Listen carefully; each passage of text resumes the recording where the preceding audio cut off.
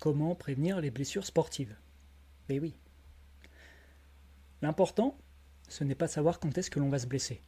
On va se blesser à un moment ou à un autre. L'important, c'est de savoir quel protocole on va mettre en place pour se reconstruire au mieux. Est-ce que tu t'es déjà blessé, toi? Si la réponse est oui, je serais curieux de savoir à quelle blessure tu as dû faire face. Voilà, si c'est le cas, n'hésite pas à me le mettre dans les commentaires. La section commentaires est là pour ça. Et si la réponse est non, tu t'es jamais blessé, bah n'écoute pas ce podcast.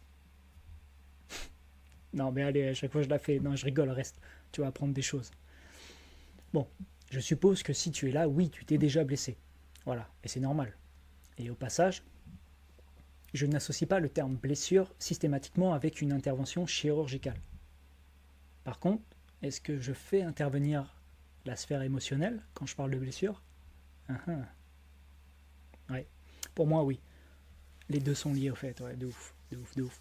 Ça pourra faire le sujet d'un autre podcast, mais clairement, ouais, tout est lié, ouais. Ouais, moi, c'est ma vision, mais ouais, tout est lié. Bref, comment prévenir les blessures sportives? Hmm, Il est important de savoir, d'identifier aussi, lorsque tu t'es blessé, comment tu t'es blessé au fait. Très souvent, on a une, on a une blessure qui est handicapante lorsqu'on a sollicité un angle au niveau articulaire, tu vois, qu'on n'a pas l'habitude d'explorer. Et cet angle-là, qu'on n'a pas l'habitude d'explorer, dans la pratique du mouvement, la movement practice, on appelle ça les amplitudes non linéaires, les angles non linéaires aussi, si tu veux. Et d'habitude, tu vois, en musculation classique, fitness haute, tu vois, genre le biceps curl, on travaille du point A au point B, ok? Et ça, c'est une amplitude linéaire. L'amplitude non linéaire, c'est qu'on va chercher à s'exposer à des amplitudes non conventionnelles qu'on n'a pas l'habitude d'explorer. Pourquoi? Pourquoi c'est intéressant?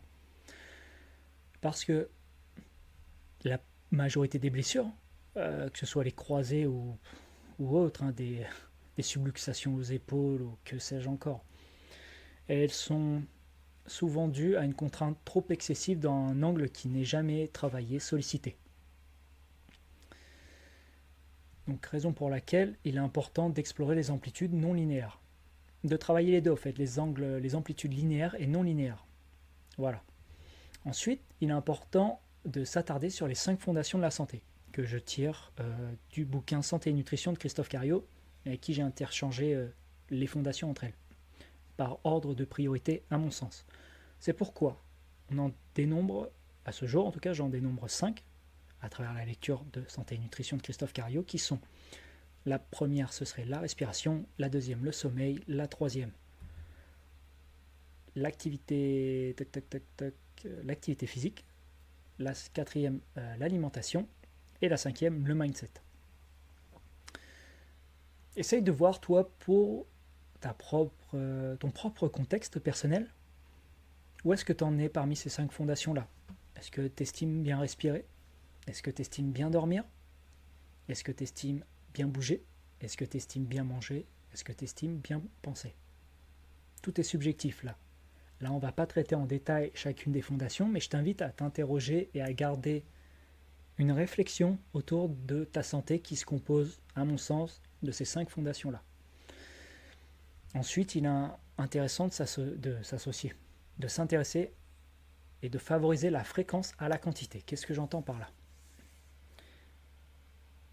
Il vaut mieux pratiquer tous les jours quelque chose, même un peu, plutôt que de ne rien faire.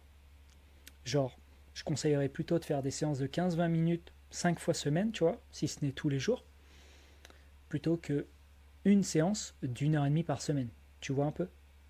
Dans une logique de santé, de bien-être et de performance à long terme, c'est beaucoup plus intéressant de favoriser la fréquence à la quantité. Ensuite, si tu es bien, si tu respectes déjà tout ce qu'on vient de dire, tu vois, si tu respectes, c'est pas le bon terme, mais si tu es ok avec ça, si tu es au clair avec ça, bah c'est tout simplement que tu es bien en fait déjà. Pourquoi je te dis ça? Parce que j'ai rencontré pas mal de personnes en pleine santé, sportives qui plus est, et qui venait vers moi pour savoir ce qu'il ou elle pouvait faire pour aller mieux. Et ça, c'était souvent des questions de ce type de profil qui venaient lorsque je faisais des études en diététique. Et, euh, et moi, je leur posais la question parce qu'elles me disaient, au fait, ouais, je souhaite aller mieux, mais moi, je leur posais la question, au fait, tout simplement, mais pour aller mieux en quoi, au fait? Et les compléments alimentaires étaient la piste de réflexion numéro un des sujets de discussion qu'ils pouvaient avoir avec moi. En même temps, j'étais, oui, normal, j'étais en diététique aussi, donc cohérent jusque-là. Mais, euh, mais du coup, moi, je leur repose la question, mais pourquoi tu souhaites aller mieux si tu es déjà bien? Si tu as un corps sans douleur et fonctionnel déjà, qu'est-ce qu'il te faut? En vrai, rien d'autre, tu vois. Tout ça pour te dire que si tu es déjà bien, cherche pas encore à aller mieux que mieux. Tu vois, c'est comme le truc, il me semble, c'était avec Coluche, là, le nouvel homo, c'est la lessive, là, et le slogan c'était plus blanc que blanc, tu vois. Bah non, mec. Au contraire, sers-toi de ton état de forme actuel. Si tu estimes là, t'es bien, t'es cool, t'es au top, tu sais que tu peux aller toujours un peu plus loin, tu vois. Mais prends ça comme référentiel et garde ça, garde ce cap-là, mais toute ta vie si tu peux, tu vois. Et améliore-le, step by step, 1%, plus 1%, plus 1%. À la fin de l'année, 1%, 1%, 1%, même 0,5%. Là, on va rester sur le 1%. À la fin de l'année, ça te fait 365%. Ok, c'est une question de perception.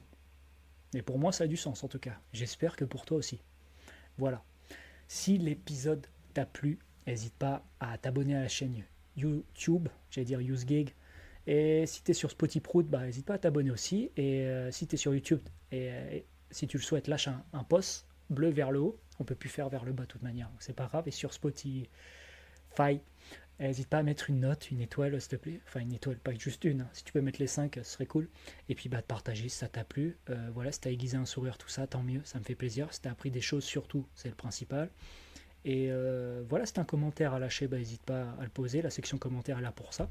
Et on se dit à bientôt dans un prochain épisode du podcast La santé, ça se bouge. Merci à toi et à bientôt. Bye.